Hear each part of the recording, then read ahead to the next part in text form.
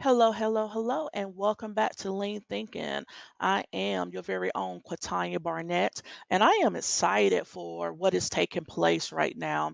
I just a couple of days ago, I sat in with some teachers and some students, and I would, as an observer, I was observing some things that was going on or something that would take place in the future at that particular school in those particular classroom settings. And I was just so happy that not only was I able to bring along my experience as a teacher, because I do have that background in the classroom, but not only that, but I was able to bring in what I believe is that part of me, that part that makes up KPI. And I like to tell people that anytime you see KPI, the name or the brand of KPI, you see me, you're going to get me. You're going to get a person who is very flexible, who's very creative, who likes to think outside the box. So when I had the opportunity, or once I got the opportunity to be a part of that classroom setting and to work with those students, I saw the things that I do with adults in their businesses and within their startup companies. I saw what I was capable of doing with them in those children. So, regardless of the children, regardless of their age or their background, the area of influence and information was still important and it was still utilized. So, what do I mean by that? So, we was in a science class and the kids had to um, be strategic in trying to fix a problem that had occurred. So within this particular problem, they had to be creative and just do real life solving problems. How can I do this? And I found myself throughout the day talking about continuous improvements.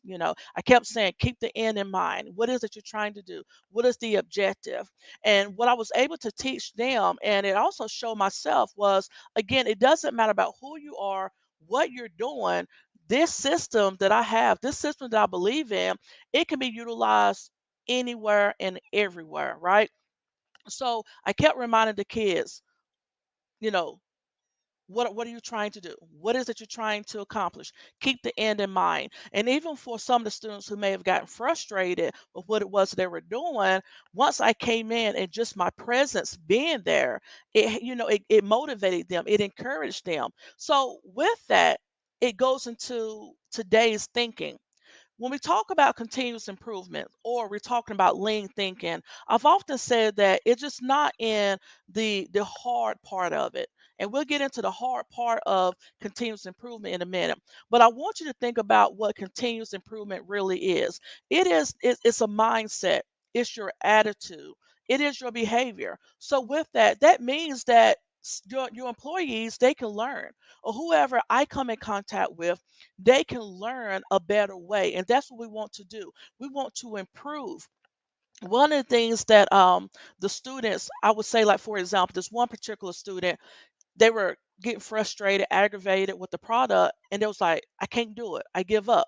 And I said, well, look over at your peers, look over at the other students, those who's what they had engineered to get, engineered. It's working for them. So look at them. It's not cheating. It's not copying, but let's take what it is that we see from them and let's improve on it. Because, see, I believe what we have done in society is that we say, well, you can't cheat, you can't copy. No, we don't want to cheat, and we're not going to copy. However, we are going to improve. So if you have done something, and if I can add one more piece or one more component to it to improve it and make it better, then why not? Why not improve? That is what we're doing.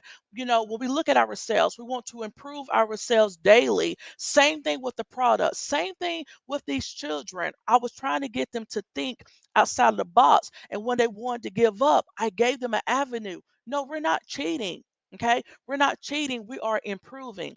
So it's an attitude, it's a mindset, it's a behavior. And needless to say, that student who was wanting to give up, he didn't give up, and he saw that the system was working. It What did it do? It motivated him, it empowered him. He saw that the problem was being resolved just because he improved his method. And that's what we talk about from KPI.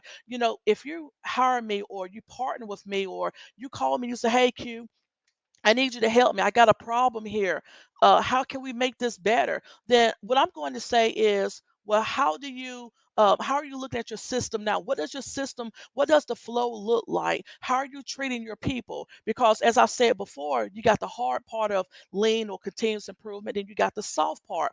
The hard part, you're going to deal with the process. You're going to be dealing with the SOPs. And I have to be honest, first level employees, they are not interested in the process. All right. They're not interested in the SOPs. They're not interested in how the engineers design the workflow. They're not interested in that.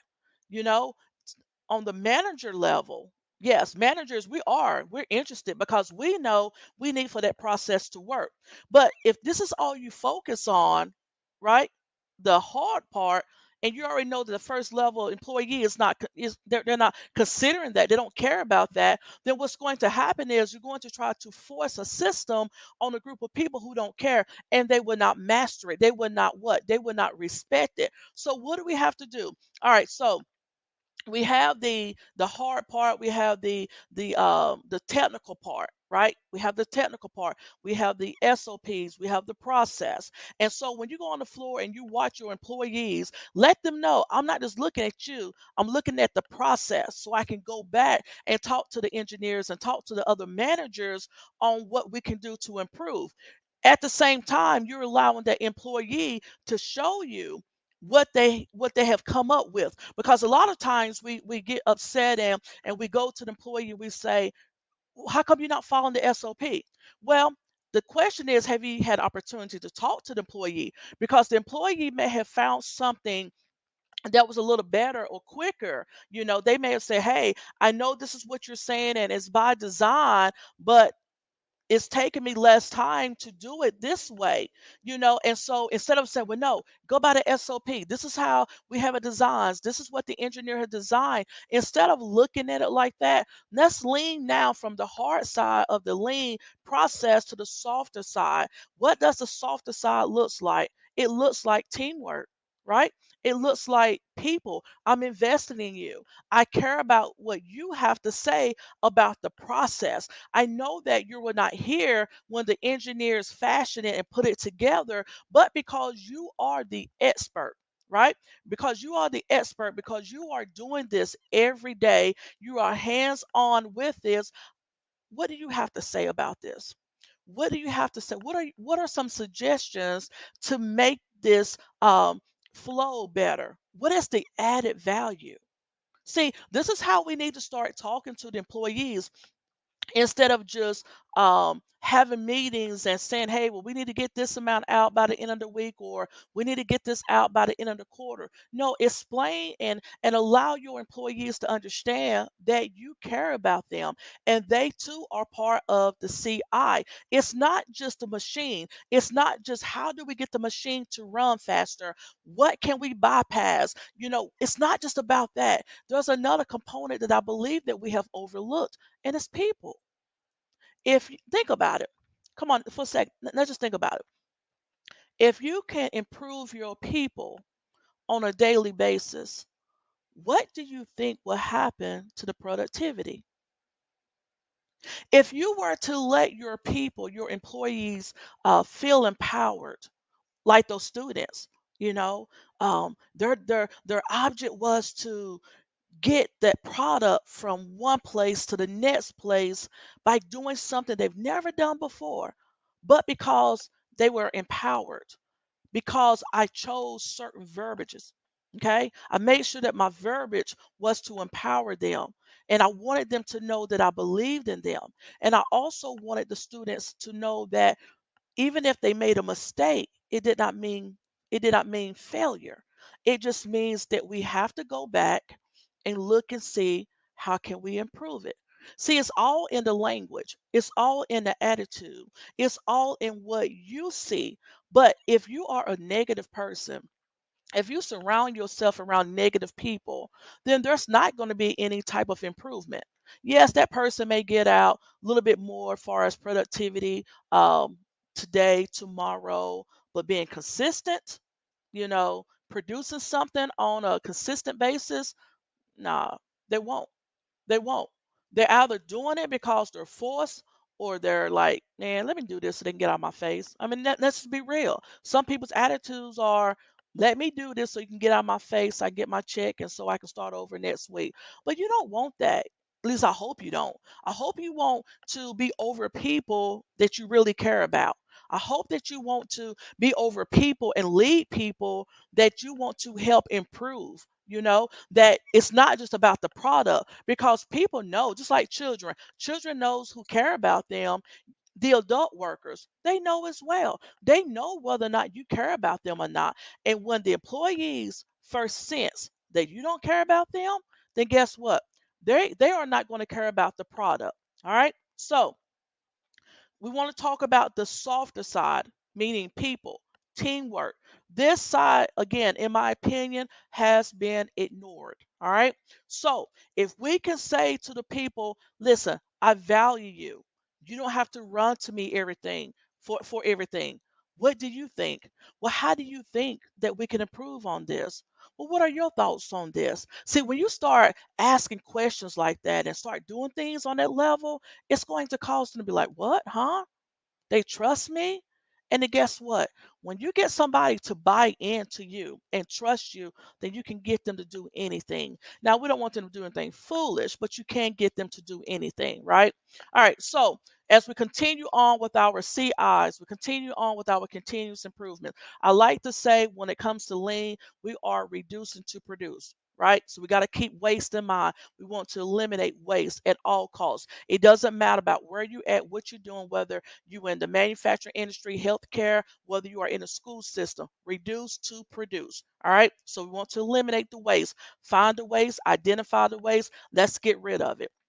If you are not rating or gauging your added value, then you cannot say that you are operating up under lean or there's a lean process in your company or organization. Waste is the reason why we have lean, right? Waste is the reason why. It's going to start with the head up, and then you have to bring it down to the people, starting with the people, and then allow your secondary or your third level managers focus on the hard part or the technical, the process, um but don't forget about your first level employees. All right. So yeah, so I just want to say let's do this thing. I like improving. I like improving myself. I like seeing improvement around the people that I am involved in. Again, whether they are starting a company or they already have a company, or even as my experience this week, even for children, we can still utilize the continuous improvement method and tools to help make them success. All right, so if you are curious or if you would like to hear more on my ideas on how I can help improve whatever it is that you're doing, give me a call at 704 396 1820. You can catch me on Facebook, Kingdom Producers Internationals, or my homepage, Quatanya Barnett Surratt.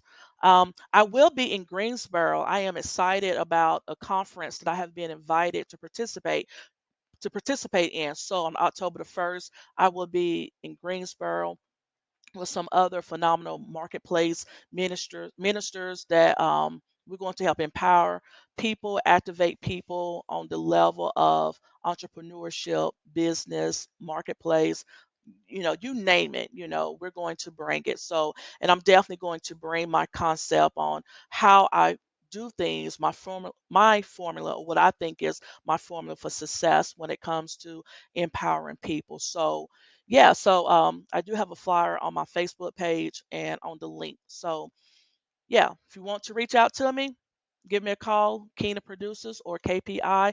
Again, I am Miss Quatanya or Miss Q signing out, and that's Think Lean. All right. Have a great one, you all. Until the next time.